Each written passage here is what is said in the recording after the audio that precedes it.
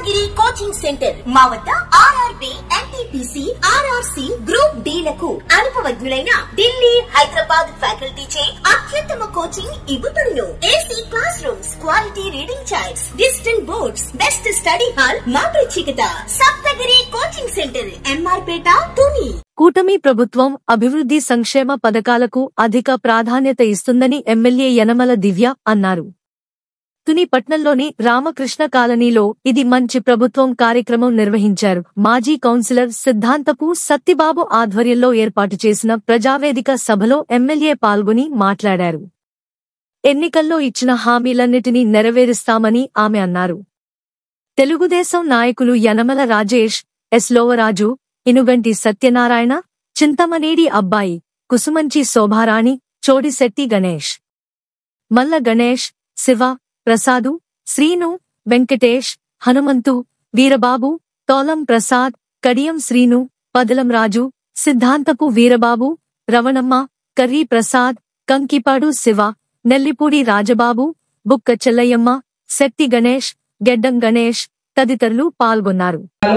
అలాగే మా సూచనలు సలహాలు తీసుకుంటూ ముఖ్యమంత్రి గారి నాయకత్వంతో పవన్ కళ్యాణ్ గారి ఆధ్వర్యంలో ఇంత ఈ కూటమి ప్రభుత్వం ఒక మంచి మార్గంలో మంచి దిశలో నడుస్తుంది.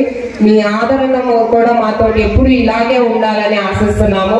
భవిష్యత్తులో ఇంకా ఇలాంటి మంచి కార్యక్రమాలు ఎన్నో చేపట్టాం. ప్రజలకు ఉపయోగపడే కార్యక్రమాలు ఇంకా ఎన్నో చేపట్టాం.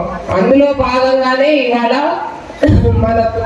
మన తుని టౌన్ లో ఇంకా ఎక్స్ట్రా ఒక 6 కోట్ల వరకు తీసుకొచ్చి ఇంకా డెవలప్ చేయాలనుకుంటున్నాము. మొన్న వరదలు వచ్చినప్పుడు నేను వార్డ్ 2 విజిట్ చేశాను. అప్పుడు అనుకున్నాను ఈ రైల్వే అండర్ పాస్ ఎలా అయినా ఆధునీకరణ చేపట్టాలని. ఆల్రెడీ పనులు కూడా స్టార్ట్ చేసాం. ఆధునీకరణ అది జరుగుతుంది రైల్వే అండర్ పాస్. అలాగే ఇందాక వచ్చే దారిలో నాకు కొత్త ఉపరిగూడెం వాళ్ళు చెప్పారు మాకు కొంచెం రోడ్స్ కావాలి అని. వాళ్ళకి చెప్పదలుచుకుంది ఏంటంటే ఆల్రెడీ మీ రోడ్స్ కి 80 లక్షలు శాంక్షన్ అయినాయి. 2 రోడ్స్ ఆల్రెడీ మీకు వస్తాయి కొత్త ఉపరిగూడెం వాళ్ళకి. అలాగే శ్రీ రాజాబాబు పార్క్ అభివృద్ధి 50 లక్షలతోటి పార్క్ అభివృద్ధి చేపడుతున్నాము. చక్కగా మీ ఇక్కడ అందరు ఆడవాళ్ళు ఉన్నారు. చక్కగా మీ పిల్లలందరినీ తీసుకెళ్లి సాయంకాలం పూట చక్కగా వాళ్ళని ఆడించుకోండి. మీ హెల్త్ కూడా బాగు చేసుకోండి. అన్న క్యాంటీన్ కూడా పక్కనే అన్న క్యాంటీన్ కూడా ఉంది. చక్కగా పిల్లల్ని తీసుకెళ్ళండి. చక్కగా 5 రూపాయలకే భోజనం డిన్నర్ సర్వ్ చేస్తారు. 5 రూపాయలకే టిఫిన్, 5 రూపాయలకే లంచ్ కూడా. చక్కగా రోజంతా ఉండి హ్యాపీగా గడిపి అన్న క్యాంటీన్ లో భోజనం చేసి ఇంటికి రండి.